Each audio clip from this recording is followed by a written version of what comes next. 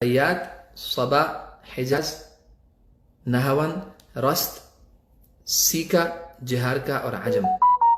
ये मैंने 8 लहजे आपको बताए थे। एक बार फिर बता देता हूँ। बयात, सबा, हिजाज, नहवन, रस्त, सीका, जिहारका और आजम। एक एक लहजे में मैं एक एक दो आयात पढ़ देता हूँ। मकाम बयात की बेशुमार फ़ुरू हैं, बल्कि मकाम बयात सबसे ज़्यादा फ़ुरू वाला लहजा है। तो मैं मजबूरी है, वक्त थोड़ा है, मैं एक एक दो आयात पढ़ता हूँ। मकाम बयात के अंदर मैं पढ़ने लगा हूँ। कौन सी आयात पढ़े?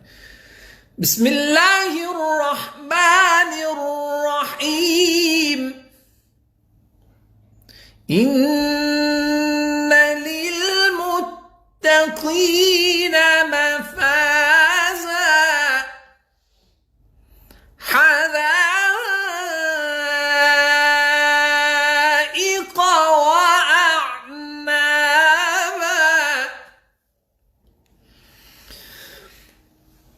वकवाዒब अतराबा वकअसन दिहाक़ा ला यस्मऊन फ़ीहा लग़वन वला किज़्ज़ाबन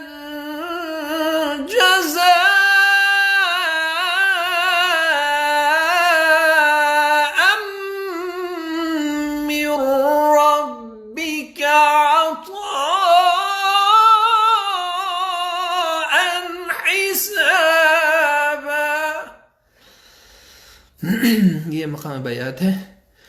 मकाम सबा।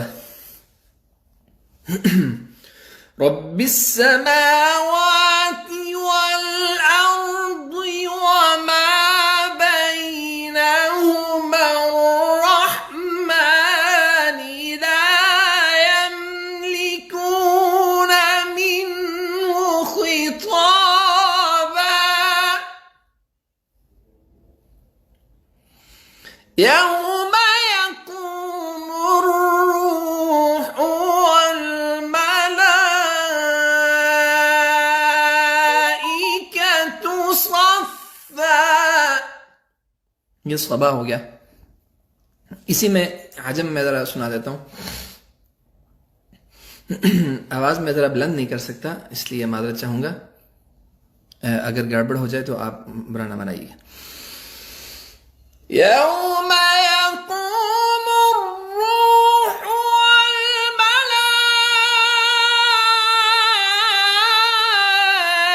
मलाइकतु सफ़्फ़न ला यतकल्लमून इल्ला मन अज़िन लहु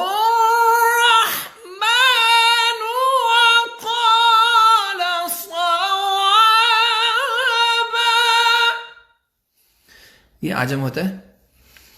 उसके बाद हिजाज।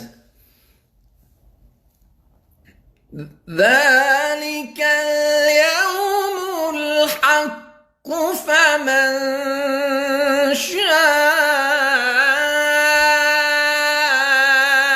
अत्तख़ज़ इला रब्बिही मआबा। ये हिजाजी हो गया। उसके बाद रस्त। यौम यक़ूम। इक़रार में पढ़ लेता हूँ। आवाज़ मेरी बुलंद नहीं जा रही, अभी आराम नहीं किया गुज़श्ता रात मैंने। यौम यक़ूमुर रूह वल मलाइकतु सफ़्फ़ा لا يتكلمون إلا من أذن له الرحمن وقال صوابا. ये रस्त हो गया। सीका। يوم يقوم الروح والملائكة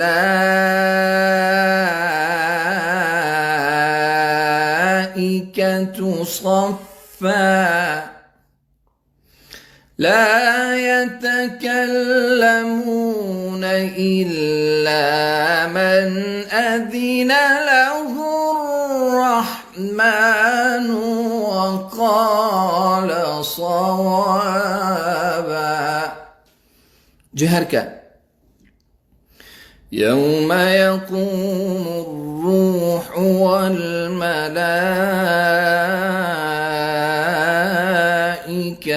صفا لا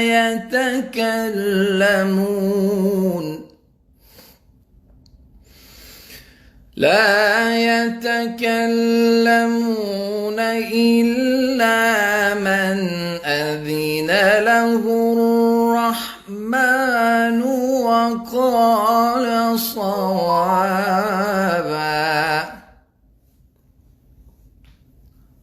تو یہ